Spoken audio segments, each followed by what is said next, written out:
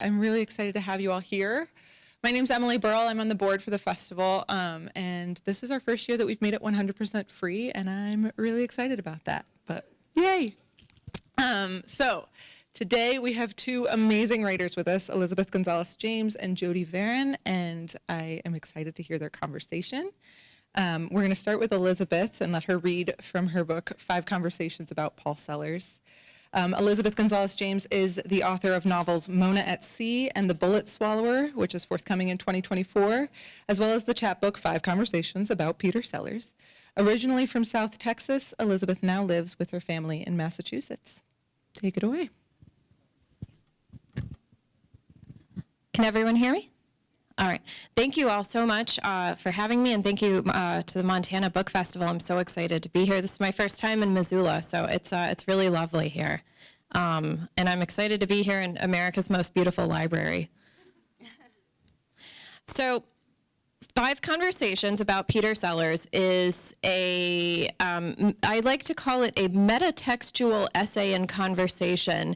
It is an essay length, or a chapbook length essay where I interrogate my own obsession with Peter Sellers. And so I'm just going to read a little bit of the beginning to sort of set the stage. I tell you, I had no intention of learning an absolute boatload about Peter Sellers. While researching my second novel, which features an actor in the 1960s trying to recast himself from comedian to serious dramatist, I thought I should find some biographies of comedians from the era to see if they could offer any insight into my character. And I had the tremendous fortune, perhaps even the fate, of learning in Roger Lewis's The Life and Death of Peter Sellers that the brilliant impersonator similarly suffered from finding himself boxed into a life of comedic character acting, of never being given the opportunity to play serious roles or to be the handsome romantic lead. By the mid-1960s, after starring in Lolita and The Pink Panther and receiving an Oscar nomination for Dr. Strangelove, Peter Sellers no longer wanted to be a comedic genius, he wanted to be Cary Grant. Producers, however, were unwilling to let Sellers out of his very lucrative, if limiting, box, and the conflict reached its climax in 1966 during the filming of the star-studded Uber Camp spy spoof Fantastique Casino Royale. I'd happened to see Casino Royale when I was in high school. I remembered it as a sparkly movie, mildly funny. But when, in Sellers' biography, I learned the story behind the film, 5 directors, a dozen screenwriters, an incoherent plot, fistfights, outrageous egos, a feud over the attention of Princess Margaret, it captivated me to an extent that defies reason. I read one biography, then another, then an entire book just on the making of Casino Royale, anything I could get my hands on, happy to sink deeper and deeper into the morass. I can say with some certainty that I know more about Casino Royale than any millennial on Earth. But why do I care? While I am a writer, a profession that demands curiosity and rabbit hole exploration, this fascination went far beyond 4 a.m. Wikipedia binges. Did something want to be discovered, dug out, if I could only gather the information, put the pieces in the right order? Was some vast and universal truth waiting for me? Was the only way to get there through Peter Sellers in this stupid, stupid movie? And why Peter Sellers? I admit it's strange. I'm far too young to know Sellers' work. He'd been dead 2 years before I was even born, and I can't say I really understand or even appreciate his particular style of comedy. But still, Peter Sellers looms over my thoughts, refusing to wither, insisting on some kind of authorial treatment. I bring him up in casual conversations. Did you know he refused to even be in the same room with Orson Welles? My stories are anachronistic and unrequested and prompt odd looks over the dinner table. I'm going to skip around a little bit. I struggled for a year trying to put Sellers on paper, not able to understand what exactly I wanted to write about. Was it enough to begin the essay like this? Gather round, children, and I shall begin a tale of Hollywood excess and ego run amok, such that ye shall tell your grandchildren of Peter Sellers and how he almost ruined the film Casino Royale.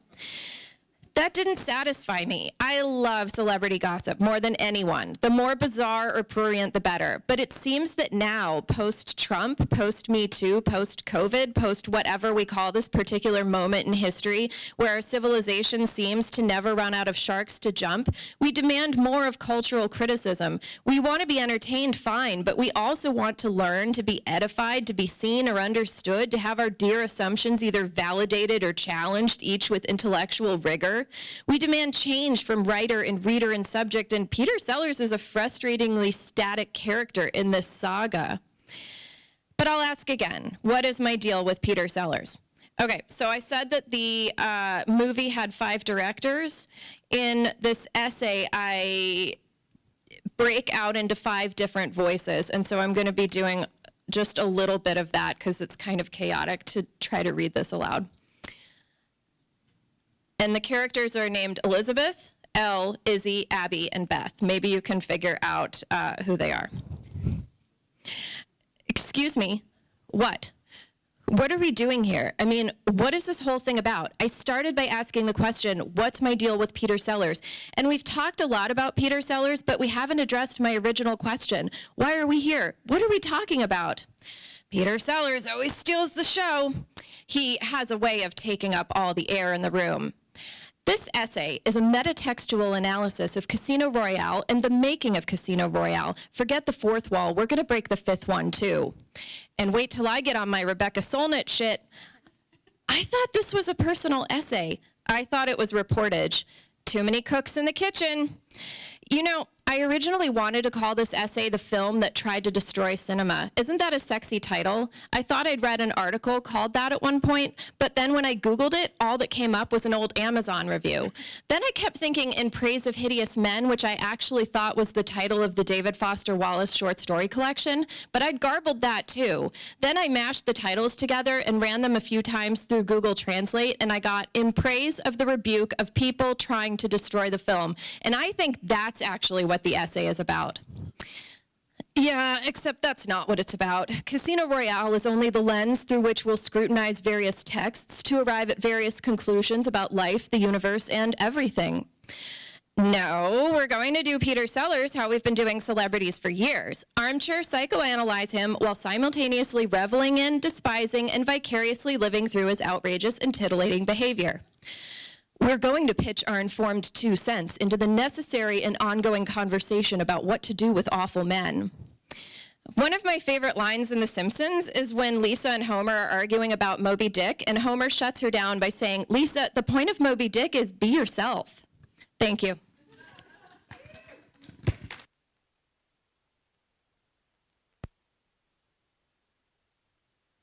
Your 8th grade production of Grease really did prime you for this.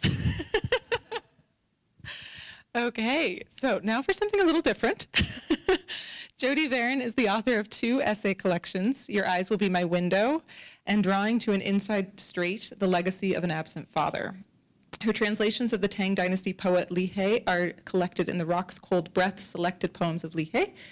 Varon is the Professor Emeritus of English and Writing at Eastern Oregon University, where she established the low residency MFA in creative writing and served as a founding editor of Basalt, a journal of fine and literary arts. She lives here in Missoula, Montana. Thank you. Thank you. And thank you for inviting me to the festival. Well, thank you. So, just to begin, I thought I would read the first paragraph from the prologue because it talks a little about my grandmother and Esta Platt, 2 of the main focal characters of this series of linked essays. And then I'm going to skip over to a chapter about halfway through the book. So, and I need to say a little bit about why I'm talking about that when I get there.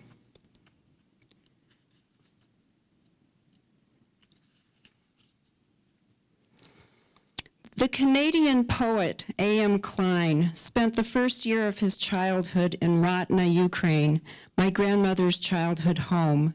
In his poem Dialogue, Klein imagines 2 boobies speaking at a fishmonger's stall, and one old woman says she longs for Ratna's swamps, even Ratna's muds. People in and outside the family joked that Poland was the swampy place where Jews lived, and this confused me because Ratna, spelled Ratno then, was in the territory designated as the delimiting Russian Pale of Settlement when my grandmother was a girl there, and also when her immediate family fled. If she held allegiance to the Russian Empire or the Second Polish Republic, Ukraine, or Israel, I did not know it. Her allegiance, as I perceived it, was to her American family and to her efforts to bury the past. Inasmuch as she only lost one daughter, raised 5 children to adulthood, and survived both of her husbands, she was successful. She transformed grief and longing for Esta Plot and others left behind in Ratna into sheets of honey cake, mountains of latkes, ziggurats of crewel work, doilies, peaches numinous as the jellyfish washed up on a pretty beach in Tel Aviv.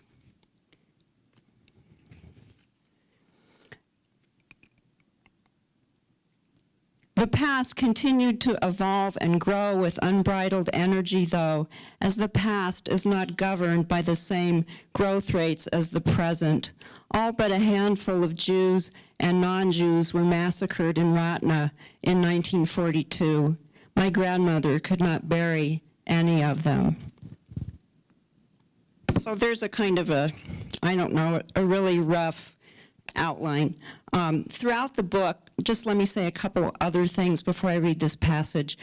I only knew one sentence of information when I started when I started thinking about this book, and it was a sentence that my mother spoke to me one Sunday night when we were having our Sunday night conversation, as per usual. I never knew what my grandmother's maiden name was. I never knew what the name of the village she had come from was. The only thing we knew about as a family was that my grandmother was from the old country and that everyone in the family had emigrated in 1906, which wasn't true. And my family and I, we had been picking morels, and we had just like the best day, and I said, oh my God, we picked morels, we found so many, it was awesome. And my mother out of nowhere said, Esta Plot sent Booby mushrooms from the old country. And I said, what? When? And she said, before. And that was it. That was like it, forever. I mean, time passed. We eventually learned my grandmother's real maiden name, but that was it. And then my mother passed away. Just after she passed away, my husband and I had arranged to go to Germany. It was our first sabbatical, and so we were going to be teaching at the Ludwigsburg University of Education, which is in Ludwigsburg, a few kilometers from Stuttgart. So we did that.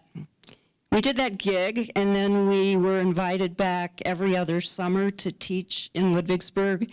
They had an exchange program, and so we taught courses in American culture. Yeah, in American culture, so-called. And so that was when the whole quest began to think about Esta Plot, when my mother uttered that sentence, but I was working on other things. I didn't want to really write about her family because I was working on a book about my dad and his family.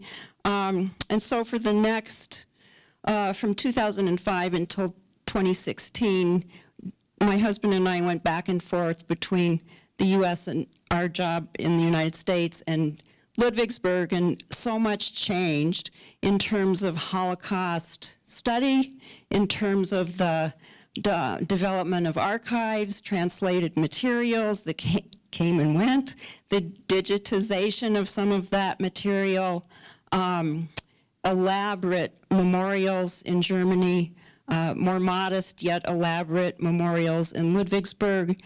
And so the whole sort of framework of the book roughly revolves around those trips to Germany and the people we met there, the things we did. By the time this passage that I'm going to read takes place, we had schlepped all over Europe looking for traces of Jewish identity. We looked in Spain in the 90s. We looked in Germany throughout the period I just described. We went to Lithuania to look for traces of my husband's family. And then, just about the end of the whole archival searching part of the exercise, which I articulate in the book, I found this archive online called the Center for the History of Jewish People. And supposedly it was an archive that wasn't about families that had been part of the rabbinate or intellectuals or, business people. It was supposedly an archive of the people. And it was housed at the Hebrew University in Jerusalem. And so it said, you don't have to hire a translator. You can just go. We'll provide a translator for you. It's a very friendly, hands-on kind of place. And so we arranged this trip to go to Israel. We arrived in Jerusalem. We went to the Hebrew University, and we said, hey, there's nothing on the map of the campus that says the Center for the History of the Jewish People. And they were like, I don't know, we've never heard of this place. But by then, I mean, we had been in so many obscure places, and I just thought, okay, and finally they called around, they said, oh, I think it might be this place. And so we traipsed across campus to this series of stationary mobile units that had once been a woman's dormitory area when the Hebrew University was first established. And I walked into one of the mobile units, and there was the Center for the History of Jewish People. And it was just like a series of rooms with books stacked up to the ceiling, random papers, newspapers, just like, a bibliophile's nightmare. And I was led into one of the rooms. I had a brief introduction with the director, who I had corresponded with via email a couple of times. And then I had this experience with one of the archivists. And I chose this passage because, you'll see. I've been introduced to him, and he says, what kind of name is Plot? Plot? Plot? It's a stupid name, a non-name, a nothing name, like all the other nothing names uneducated Jews gave themselves. Flower, almond, onion, stone. He waved one big hand above his disheveled gray hair, his wedding ring strangling his swollen finger. And what did she do, this Esta Plot of yours? Was she a teacher, a communist, a labor organizer? Did she run a re-education camp for young women about to make Aliyah to the Holy Land? Did she teach the ladies of Ratna how to drive a tractor? He fished a piece of trash from his basket and wrote the Hebrew letters pay and bet on the back of a wrinkled sheet of paper in the fast-running style of a Hebrew native speaker. See, he said, punching at the paper. To the ear, pay and bet sound almost interchangeable, like P and B in English. He poked the letters with his forefinger. Have you seen plot written? Plot is nothing. Plot? A place, a person who lives in a place. Est a person who lives in a place. So, what else is new? He sighed, throttle wide, letting his engine build up steam. Blatt, we know from German, he said Blatt is sheet, like a sheet of paper or a leaf. Paper makes sense. Plot is nothing. Place dweller. Who takes a name like that? The archivist took out a roll of microfilm and threaded it through an ancient reader the size of a VW Bug. You might find something in a Pincus book, but who knows? We photographed some pages from Ratna. Plot, blot, he said, as he spun the film rapidly through the viewer.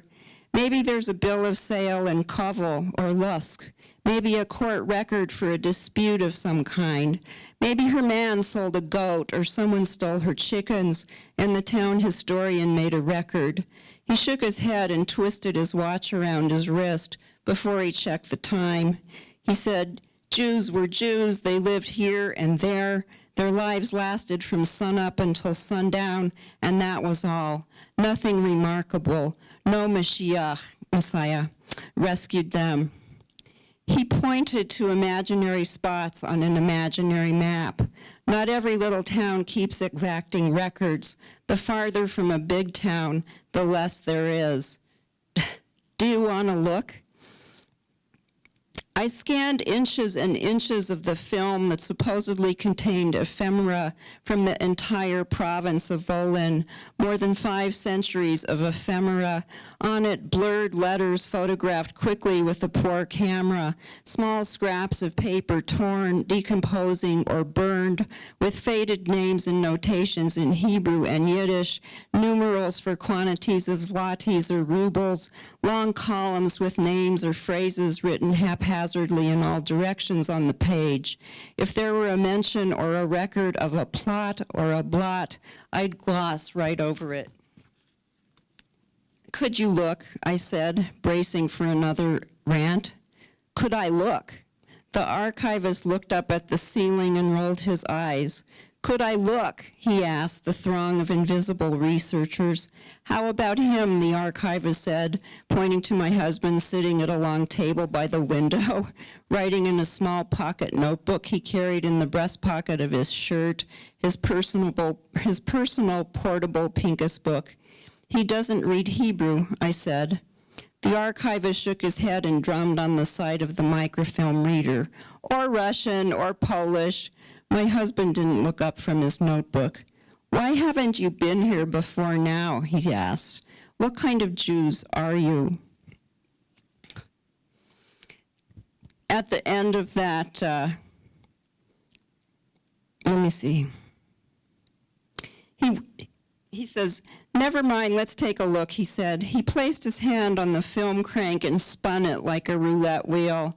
Lists, files, receipts, bits of paper categorized, some not, test papers, crude maps, rosters from conscription, tax records, Hebrew school attendees, synagogue members, records of legal proceedings, years, phrases, and names whizzed by in an almost straight black line.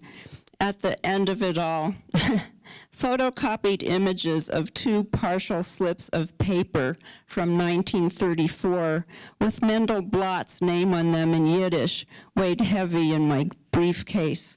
And now I'm skipping to I knew that Mendel Blott wasn't who I was looking for because I had seen a lot of information about Mendel Blott in a Yisker book of Poland, which is the Remembrance Book of the Dead, but that's what he gave me, and so that's what I took away.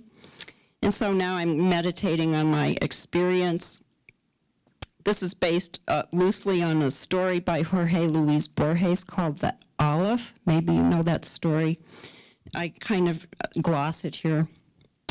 2 photocopied sheets from the Central Archives for the History of the Jewish People, file number HM3/291.4. Could they be my olive? My olive, paid for with 11 shekels sitting on my bookshelf in a plastic sleeve? Proof of something, but what? Not Jorge Luis Borges's olive, a fictive magic orb that held the essence of all life and death and mystery, or even an infinite corridor of mirrors reflecting Aleph, the first letter in the Hebrew alphabet, the first letter in one of the names of God, a letter that has no sound and yet all sounds. Instead, I held 2 photocopied sheets with 33 entries on one sheet, 28 on the next, script nearly illegible, their words chanting generosity, spirit, faith, a vast network of Jewish life, far outstripping Ratna. If only I could let myself believe. When I listen closely to the photocopied sheets whispering in my study, they say Vilnius, Vilnius. And when I hold them in both fists, it isn't an image of the unknowable you that I see, Esta, or handsome Mendel Blot, or all the dead of Ratna, but rather urbane Vilnius on 3 snowy February nights, where my husband and I held each other close. The seat of Jewish learning, a Sanhedrin in the Baltics, the Jerusalem of the North. Oh, the once great synagogue that nurtured the legendary Vilna Gaon, that Vilnius.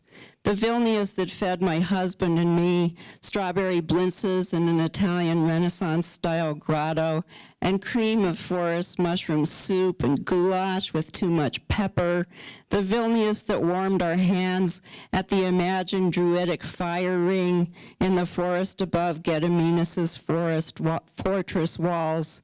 The Vilnius that on another seemingly beautiful summer day in 1940 sheltered Nobel laureate Czesław Miłosz in life in Cafe Literatu Svetane on Gediminas Avenue, while dusty Soviet tanks with their little turrets, as Miłosz records in his autobiography Native Realm, entered town to begin their occupation of Lithuania. A bronze bust of the Gaon, the revered rabbi of Vilnius, stood on a pedestal on a narrow path near the site of the great synagogue, now an empty lot with an info-style covered in graffiti, where nearby a group of friends smoked tobacco from a hookah. When linguist Chatzkel Lemkin and the few other Jews who survived the liquidation of the Vilnius ghetto came back to resettle in Vilnius after World War II, they were grudgingly given a bust of the Gaon to commemorate the survival of their culture. Folklore claimed the bust was really a flawed cast of Stalin's head, someone foisted off onto Vilnius's Jewish survivors. My husband remembers this tale as a bust of Lenin, but really the bust looked more like Marx to me. Even though community members knew the bust was a piece of metal dusted off from the basement of a storeroom in the Kremlin, they accepted the gift, so-called. That is the nature of belief. Borges never says at the conclusion of the Aleph if he actually saw the Aleph or only dreamed it or kept the vision of the sacred orb a secret to spite a rival. Thanks.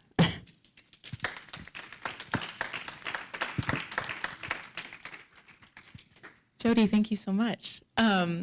So on the surface, it seems like your books are wildly different.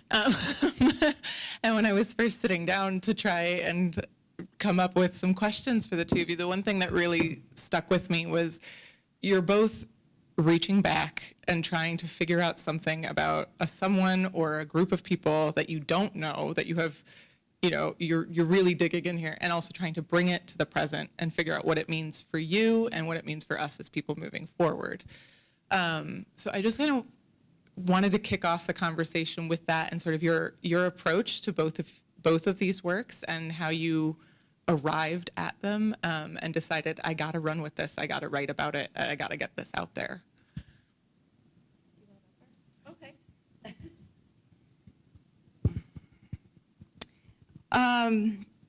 I worked on this for a long time, and when I first heard that sentence from my mother, Esta Platt said, "Booby mushrooms from the old country," that was probably in the late 90s. I don't know. It was a long time ago. And then, as I said, we started going to Germany in 2005. But it wasn't really until until I was working on the last draft of this manuscript that became the book. Right before I sent it to the University of Georgia Press, I read two pieces of creative nonfiction that really moved me and really sort of solidified the way I knew I had to write this book. And so I have them here. One of them is a book called Bad Indians by Deborah Miranda. And it was like a pastiche. She did so many different things to try to vivify her heritage, which was several tribes of coastal Native Americans on her father's side and Judaism on her mother's side. And so it has anthropology, it has memoir, it has reportage, it has oral history, it has reflection, it has some of her poems, and I just thought, I'm doing it, you know? And then I read another magnificent book called Gallery of Clouds by Rachel Eisendrath, which is also creative nonfiction, and it has that sort of multiplicity of ideas in it, but a very different topic, because it's a pan to learning and reading. And she starts out by talking about this marvelous, I'm not from the East, I'm from Denver, and so I've never seen this library, but the New York Public Library has a reading room called the Rose Reading Room, and it has a beautiful mural on the ceiling of clouds. And it was like her place, that reading room was her place of discovery, her place of solace, her place of solitude. It was her place as a queer-friendly place. And so it's like just a glorious praise of that, but it's also like a really close reading of a pastoral called Arcadia by Sir Philip Sidney, because Rachel Eisendrath is a Renaissance English professor and scholar.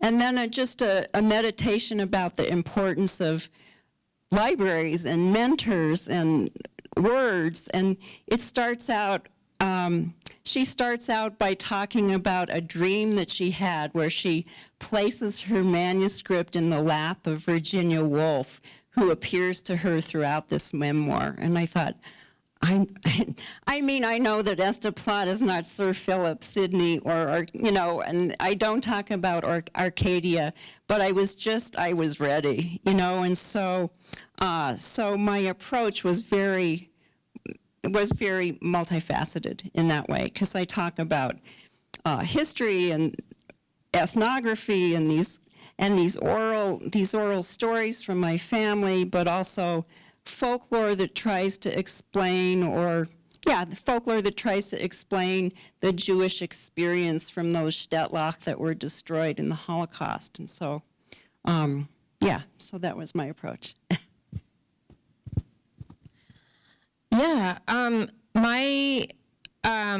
Okay, so I will start out by saying that, as I understand it, an essay is, it comes from the French word for trial. So an essay is to put an idea on trial. And I love that, because this book was my attempt to make clear to myself why I found Peter Sellers so interesting and what his relevance could be in 2023, given that he's been dead for 43 years, and is very quickly sliding into cultural irrelevance. And so, I looked at it as a trial. I wanted to mimic the chaos present in the movie Casino Royale, with its 5 directors and all these different plot lines that kind of start and go nowhere. The producer at one point said he loved the ability to be able to chase a lot of different ideas at once. And so I thought, well, if I have 5 narrators, that's going to help me out, because each one can be following their own agenda, and it's going to give some structure to it while also living in its own sort of chaos of these 5 people kind of arguing and talking over each other because they have their own idea of what the essay is about and what the point of the essay is and where the essay should be going. So I played a lot with the idea of what an essay can do as well. And I was inspired by a book that a friend of mine wrote. Her name is Monica Prince. She's a poet, and the book is called How to Exterminate the Black Woman. And it's a choreo poem. It's was published by Pank, I want to say in 2020. It's an amazing poem. It's told in dialogue, and it's about her life and about trauma and about yoga and about teaching and all kinds of things. And it's just incredible. I'd never seen anybody do that. I'd never seen anybody do a poem in dialogue. I've seen her perform it live too. And seeing that really gave me, I think, the permission or the freedom, whatever, that I needed to just be kind of wackadoo with how I was going to go about this. I also wrote it in March of 2020, that spring, and I had a book under contract. My first novel was coming out with a small press. It was due to come out in 2021. Honestly, nothing was certain back then, right? This is like the first month of COVID. Like it wasn't certain what things were going to look like on the other side, especially the publishing industry. There were paper shortages, shipping problems, the post office was being weird. Like there was no guarantee that anything was going to, that anything was a sure thing. And perversely, that kind of like, we don't know what tomorrow is going to look like, also a little bit gave me the freedom to just say, all right, I'm doing this weird Peter Sellers thing and screw it. I'm just going to throw everything at the wall and see what sticks.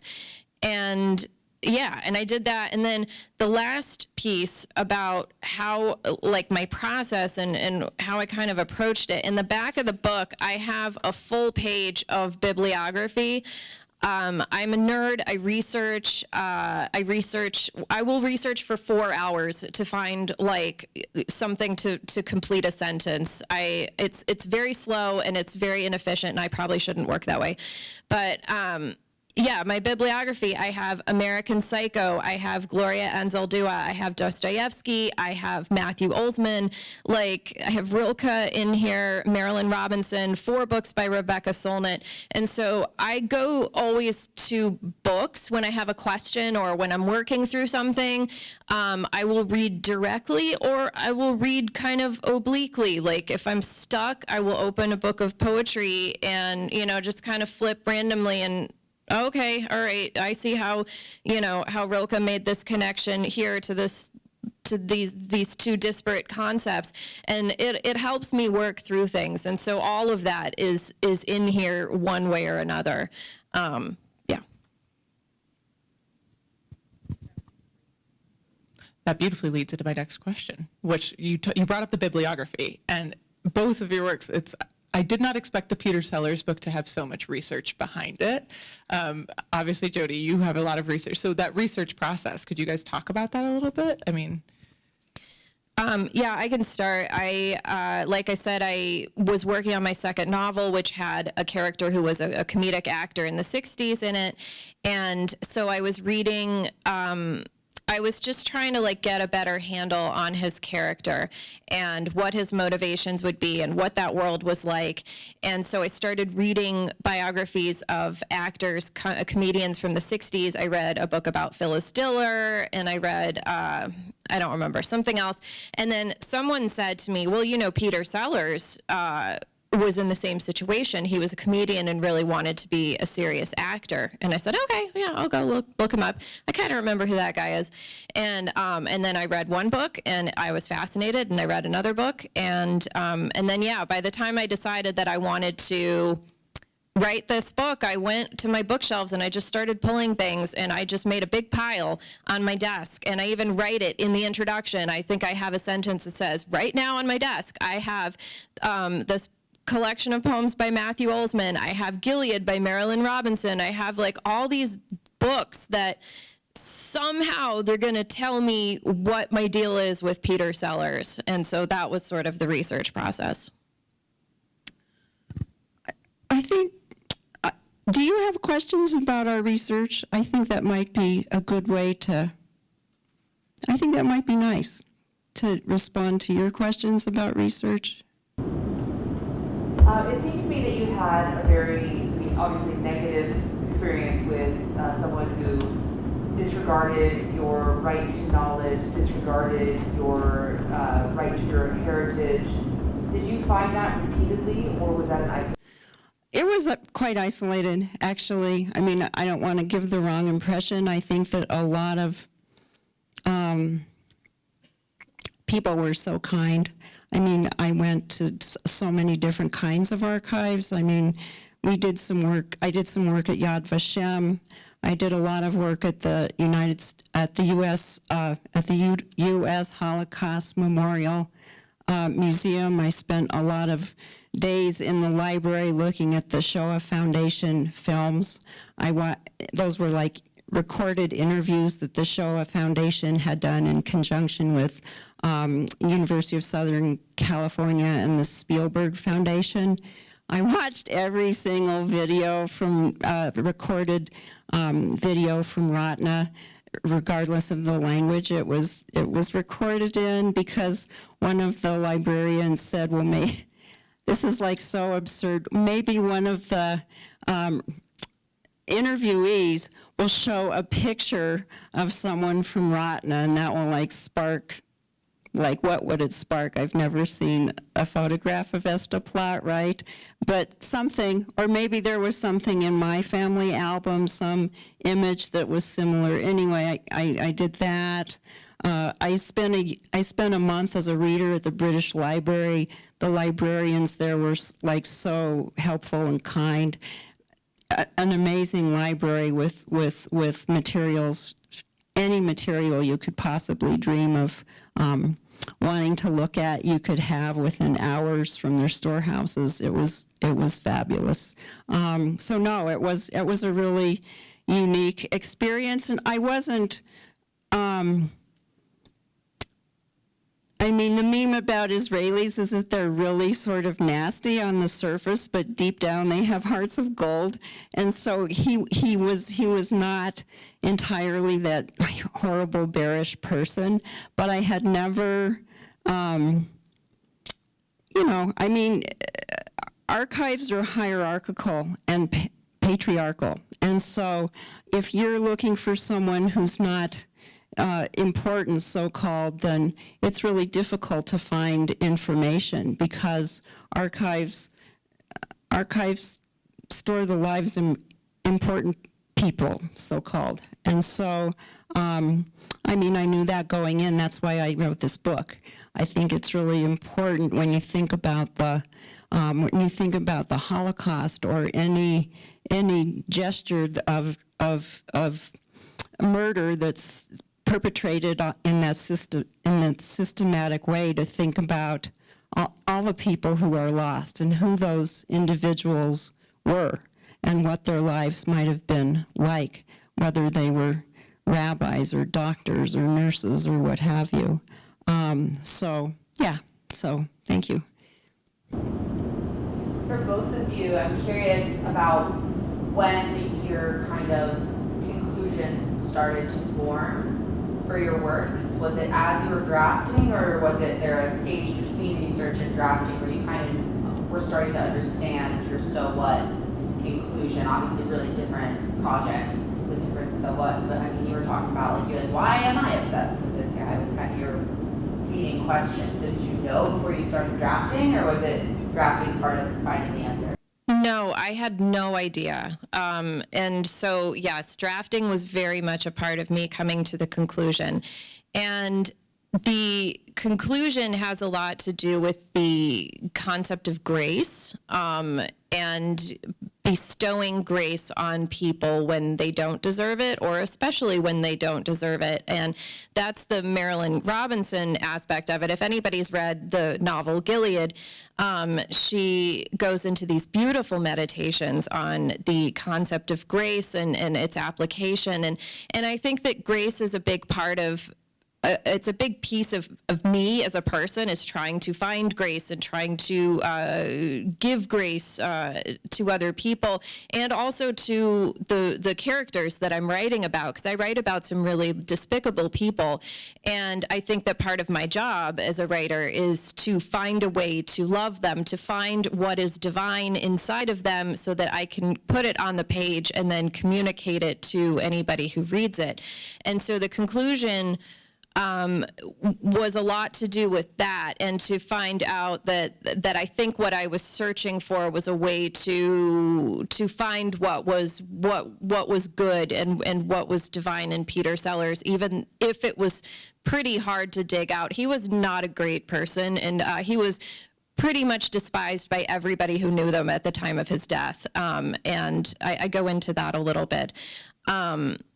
And yeah, that's just all part of like a bigger project of me like being alive and dealing with people and looking at the things that are going on in the world. And so it was in that way like a very transformative thing in my writing, to see that, oh, okay, this is what I was looking for. This is what motivates me, and this is what gets me excited when I think about characters that I'm putting on the page. I'm searching for that moment of grace.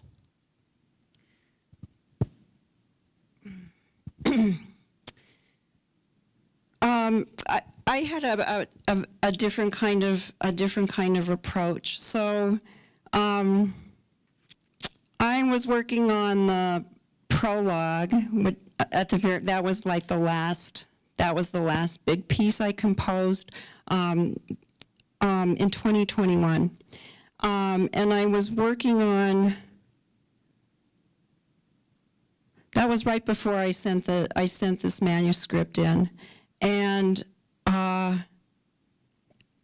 it was right after January 6, 2021.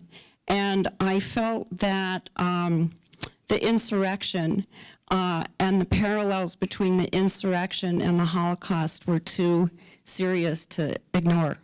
And so I articulated that in the prologue, and then reshaped several chapters, thinking about the parallels between the parallels in terms of lying and denying the truth and vilifying certain groups of people, and then all of the privileging of violence against certain groups of people. And then after my book was accepted, so now it's 2022, and I'm working on the galley, and so now the book, it's like the first galley proof, and the Donbass was invaded by Russia. The Donbass was invaded by Russia, and I was like, oh my God, I can't. I have to, this is it. What can we do? What should we do as people? What can I do as a writer? And here's this platform. And towards the end of the book, in a section called Your Eyes Will Be My Window, in the title essay, I'm writing about a woman named Nadine Ertugrul who was murdered, and her body was discarded right across the street from the apartment where my husband and I stayed when we were in Ludwigsburg, right across from the Ludwigsburg University of Education. And it was so disturbing to me. And I had lived in the apartment alone the year before, and it was really difficult to live there because it was really secluded, it was really dark, it seemed like the perfect place to hide a body, you know, I mean, it didn't have a good feeling about it. And so in that essay, which was partly about the violence against women worldwide, I talk about why we don't speak up about it, you know, why women aren't more vocal about violence against women. I mean, 1.3 billion women have been raped or assaulted, murdered, but usually by acquaintances. And so I used the death of Nadine Ertugrul and the sort of the makeshift memorial. There was like a cross and flowers and votive candles right after her body was discovered that we could see outside of our window. I used that as a kind of platform to talk about how we hide things, how we don't talk about trauma, how we don't talk about violence, or we don't talk about racism or anti-Semitism or misogyny.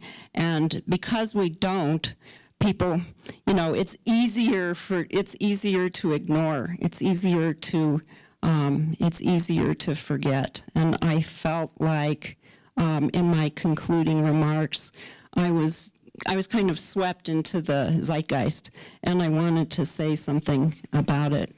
So, yeah.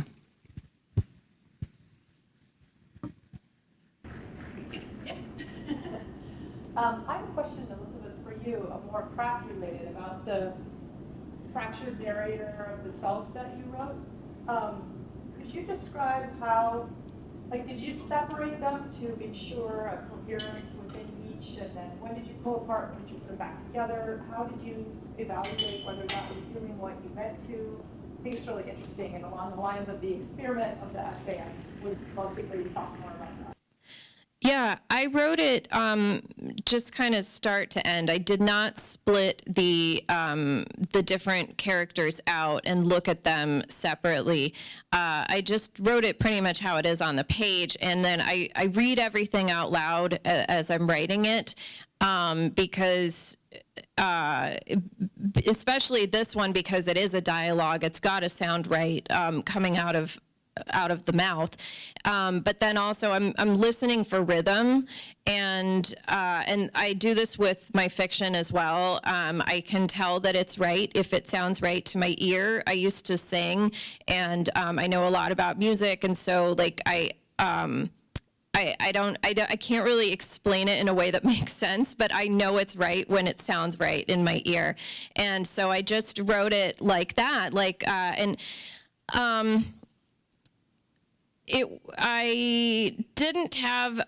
didn't have too much of a hard time like finding enough for them to say that so that it felt balanced. Like one of them is giving a running report of the filming of the movie Casino Royale, and so she's just like telling the facts, and she keeps getting interrupted and waylaid by these other people having these other conversations. And I tried to imagine it like 5 women sitting around, you know, a podcast or something, and you know, somebody keeps butting in. Oh, but what about that one time? Oh my God, are we going to talk about that yet? And so yeah, I just wrote it. I don't know how it sounded most natural and most conversational. I didn't split it out, but I could see. I think for this project that would have been too much chaos for my brain to deal with, but I could see how in a different project that could definitely be the right way to go. So my question is about your process. It sounds like you came in with obviously some feeling that you had to write the books that you wrote. Did it change through the process of writing? Did you have a different clarity about why this was so important to you?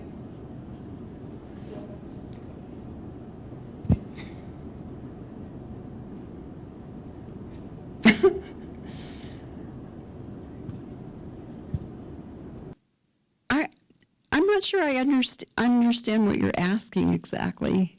What I meant is sometimes people will say, okay, I want to write this and I have an idea in my head, and I have experienced it myself. Through writing, it becomes more clear to me that there's more dimensions to what I first thought, or the process itself has directed me more clarity to why this is so important to me than when I first began a project.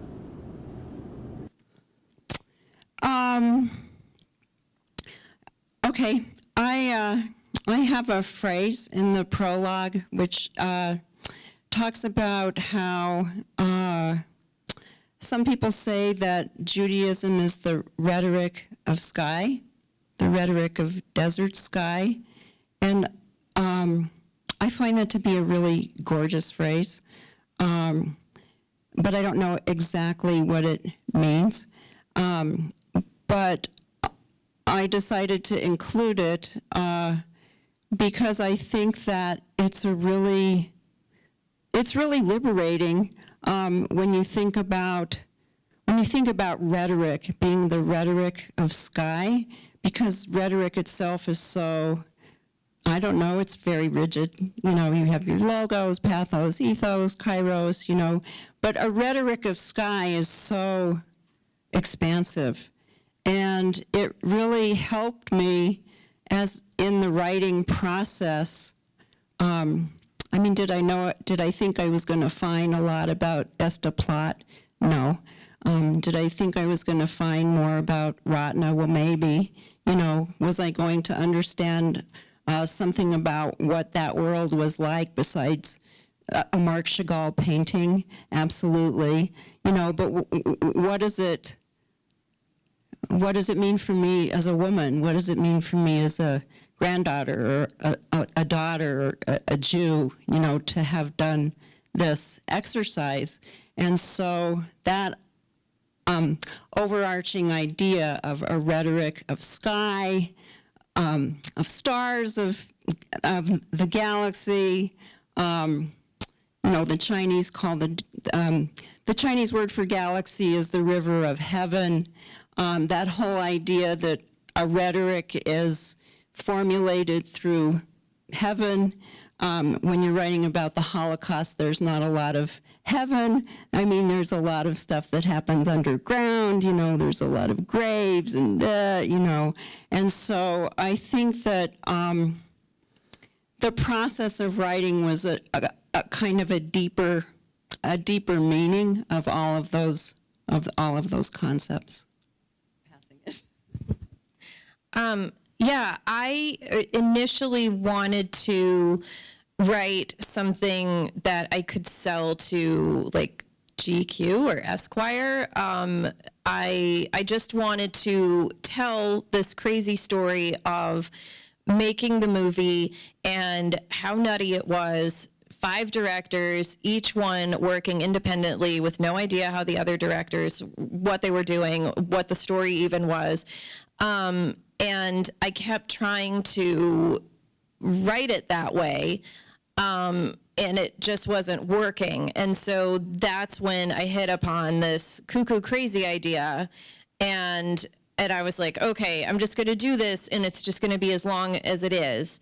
And then when it was done, I was like, well, maybe this is a chapbook, and you know, and we'll go from there. But yeah, I definitely, I had an idea in my head, and the book went like way over there. So yes, the process absolutely did change it. Oh, go ahead, Brian. Oh, go ahead. Right in my line of sight. We'll go front, then we'll go back. Cool. I find when writing these personal pieces, you often end up with further lines of inquiry at the end. So I'm wondering what additional sort of curiosities or interests did writing this piece open up for you, and are you pursuing? Yeah, for me, it definitely, this book had the impact of making me realize how important grace is to me, and that this is a concept that I really want to explore. And I ended up putting it into subsequent revisions of my second novel. It's going to come up in my third novel. It'll probably be something I'm going to write about forever, at least until I get tired of it. But yeah, absolutely, that was a huge one for me. And I liked the kind of slapdash approach of just having that big stack of books on the desk next to me and just thinking, all right, I don't know what I'm going to say and I don't know where I'm going. Let me just open something and see what it sparks. And that was a cool way to work. I don't know if I'm going to do that intentionally again, but maybe unintentionally that will sort of evolve into something else. I have nothing else whatsoever to say about Peter Sellers ever again. I have completely exhausted that topic to death, so there will be no what do you call the second book? Sequel. No sequels. No sequels. Do you write personal essays? So could you talk about one that opened up a line of inquiry for you? Would you mind? Sure. So the most recent one I wrote about was about this very close female friendship that has just, I don't know, gone through many iterations and has been spanned decades and has this element of queerness and questioning what queerness is and community, particularly for women. And I feel like going through that process, learning that piece, opened up this further thinking about that community, and has made me want to focus on that issue as part of my next piece, as in not just the two of us, but as in relationships like that in a broader community. So that's sort of. Thank you. Thank you.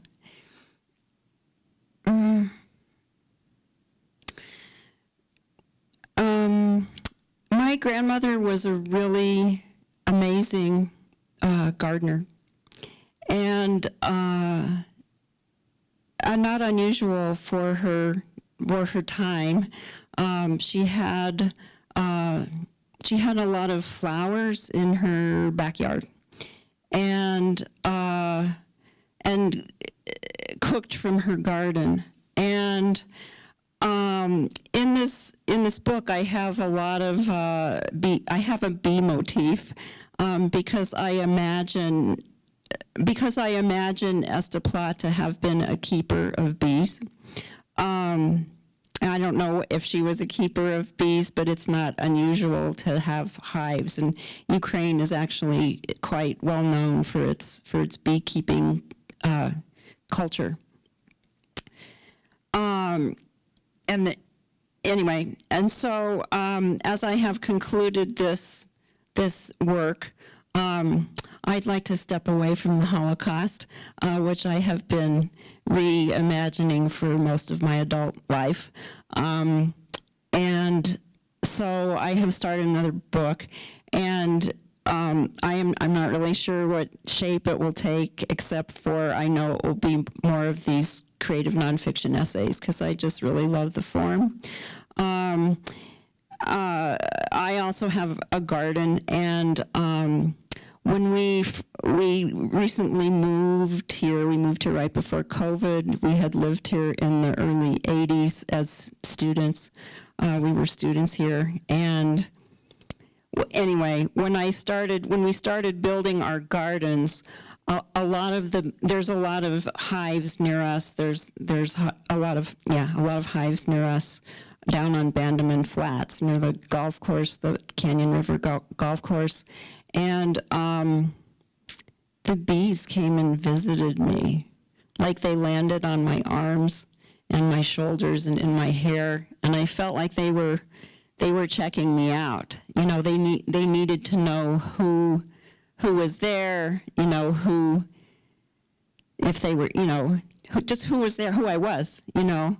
And I was really fascinated by that. And it's sort of mildly terrifying, I think, to have bees land all over you, you know, just to see, like, what's up with you. And so, yeah, and so that line of inquiry is really interesting to me. But the whole idea of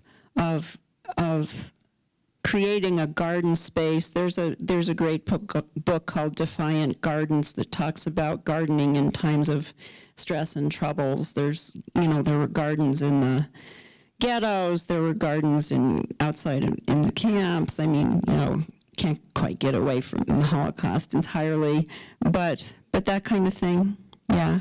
And there's other lines of inquiry in that new book, but yeah, great question, thank you. I wanted to mention too, Camille Dungy has an amazing book that I just read that came out this year called Soil, about her garden in Fort Collins, Colorado, and it talks a lot about like what is a weed and how are we trying to control nature, and she's a poet, so of course she brings her really unique way of looking at things. It's a beautiful book. It's called Soil. I highly recommend it. I love her work. She had a poem called Trophic Cascade that is absolutely stunning work, so thank you for recommending her. One thing I'm curious about, I'm a researcher and a writer, and I sometimes it feels so difficult to wrangle all that you have taken into a work that is readable and has a narrative drive. And so I wondered for you about finding that narrative drive, and then how do you deal with your own maybe sense of mourning over not being able to reflect the totality of everything that you learned? Yeah. No, it's hard. I think that I studied screenplay writing a little bit, and when I'm really in the weeds on something, I will go back to basics and I will just ask myself, what's the log line? What's the conflict? What, just bare bones. Who is the character and what is their problem? What's their psychic wound? And that really helps winnow things down, because if it's not related to that, it's got to go. And for my second book, my second novel is called The Bullet Swallower, and it's a magical realism Western about my great-grandfather. He was shot in the face by the Texas Rangers, but he lived, and they called him El Tragabalas, which in Spanish means the bullet swallower. And so the book is half about that, and then I had a whole other half where his grandson is a movie star in Mexico in the 1960s, and he's making a movie about the story. And so we're seeing the fictional story and the actual story like happening back and forth. That was my intention. I tried and I couldn't make it work. And I did so much research. I flew to Mexico City. Like I had this whole subplot with dams. So I had to learn all about dam technology and just insanity. And I worked on it. I got an agent. My agent read it. He was like, I love it. Something's not working. Finally, he told me, you got to cut this whole half of the book in the 60s. It's not working. And I went outside and I kicked the side of my house for like 5 minutes. And then I came back in and I was like, okay, fine. He's right. So I cut it. And thankfully, once we sold the book and we got to the point I was working with an editor, my editor, first phone call that he and I had, he said, I love it. It seems like you want to say more. It seems like there's something missing. And I was like, oh my God, thank you. So I got to put back in some, but only like 10%. And the book is better. It really, honestly, truly is, because it's more focused around the central question. And so, yeah, it's hard. And there is a mourning. And like, I really grieve for that stuff that I wrote that was beautiful that like is not going to get to go in the book. And I have it, but it's also like, maybe that was just the path I had to go on, and it was a learning experience and all that stuff. So I don't know, but it's hard. It's not fun. It's truly excruciating. So there's this book, another book that I love called The Rings of Saturn by W.G. Sebald. And in that book, he introduces introduces the concept of the quincunx, which is a shape, and it's a triangle on top of a rectangle, but it has 5 points. And so in this book, which is kind of a meditation on that form, he tries to move an idea in 5 different directions, and the book is a meditation on extinction, but he talks about war, he talks about Sir John Brown, he talks about a painting from Rembrandt, he talks about Joseph Conrad's Heart of Darkness, he talks about Roger Casement, a spy who was executed, he was executed not for being a spy, but probably for being queer in the UK. And I just was really fascinated by the way he would take a kind of a broad concept and then sort of focus on these seemingly disparate but not disparate at all topics.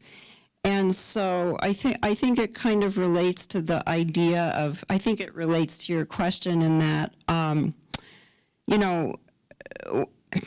when you're at some point when you're doing research, you have to open things up, and you have to try to figure out how to think about something in really broad terms, and you have to go down.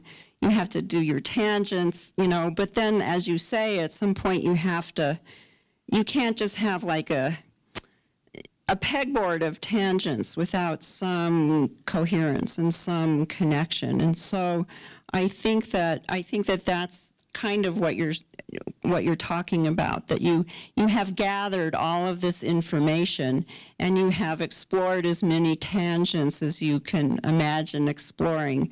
But then you just have to, it's a thing that you do. You just have to start winnowing, and maybe you put, how Faulkner said you have to murder your darlings.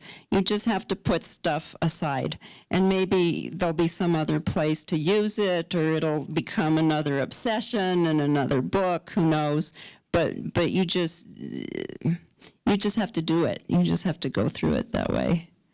That's my thought on that. Take us away? Go for it. Yeah.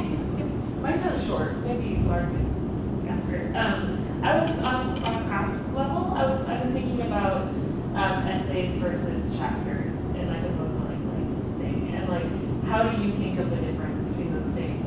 And what do you offer?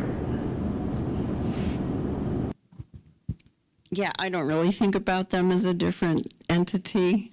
I think that a chapter can have, a chapter, I suppose, it depends on what you're writing about. A chapter could have more coherence. It could have a narrative arc that's different from an essay.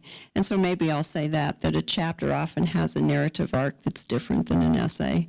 I think that in some ways an essay can hold a lot more reflection than a chapter, because you can take your different subjects, if you're in that quincunx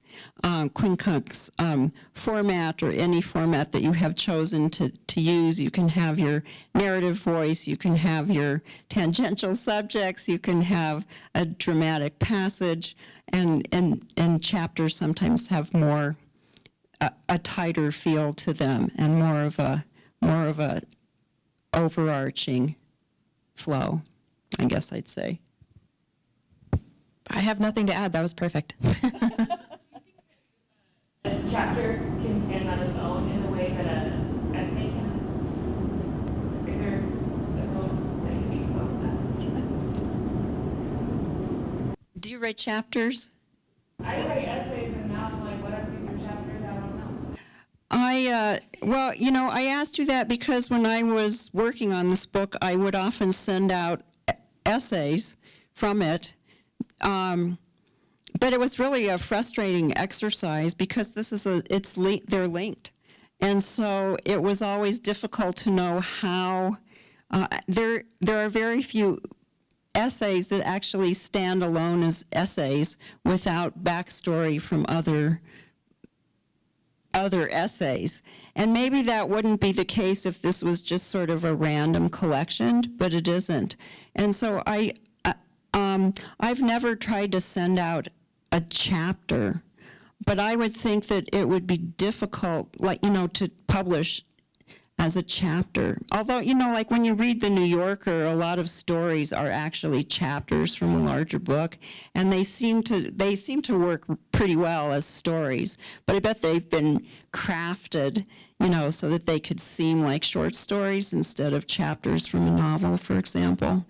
I'd be fascinated to know if others of you have insight into that.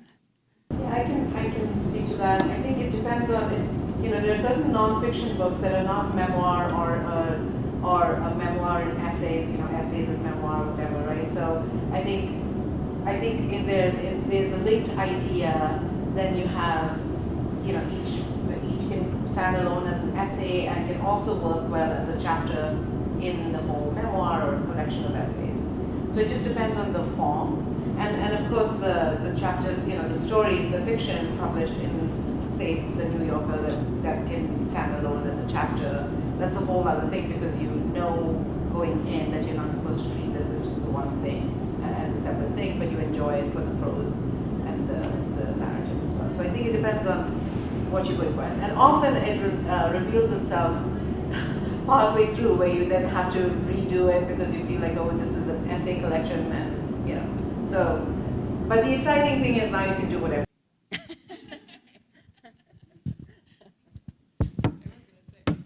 One of my questions that I had was that it feels like in this age of creativity, we've gotten to a point where it's like, there are no rules anymore. And so, yeah, go for it, and just see what happens. The only rule is don't bore me, and don't confuse me. There you go. I think that's a great place to end, everybody. Thank you so much. And Fact and Fiction is selling copies of the books right out here. And our lovely authors, I'm sure, will stick around and sign and chat with anybody. Thanks.